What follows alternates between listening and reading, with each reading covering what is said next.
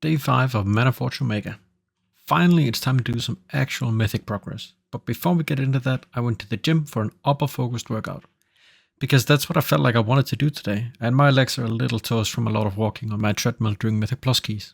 I find that listening to what I actually feel like I need is another way I make sure my motivation to go to the gym doesn't fade. If I feel like my legs aren't ready to do squats, I'll listen to my body and do what I can to make sure legs become the priority for my next workout, which is going to be on Tuesday. We're in a bit of a predicament in FSY, because we have 3 Warlock mains and only plan on using 2 Warlocks on a Ras, meaning one of us is sitting out. I pulled the short straw, killed 2 bosses and set out on a Ras progress for now, but instead of just heading off, I'll still do what I can to be an asset to the raid. This means I'm going through logs, allowing the raid to keep pulling while still gathering information. I look through VODs, I help with cooldown timing, and research anything that we might want. I find it more fun to play, but sometimes you gotta do what you gotta do. Luckily, it looks like the next bosses are calling for more than 2 Warlocks, and otherwise I might need to look into another class if that's what it calls for. This is the reality of playing in a guild like this, and while it can be taxing, it's not something I'm not used to. Tomorrow it's back to work, and luckily for me, it looks like getting through the first 3 days was gonna be the toughest. I'm looking forward to seeing what the last half of the raid is turning out to be, so make sure you come back tomorrow and see what happens.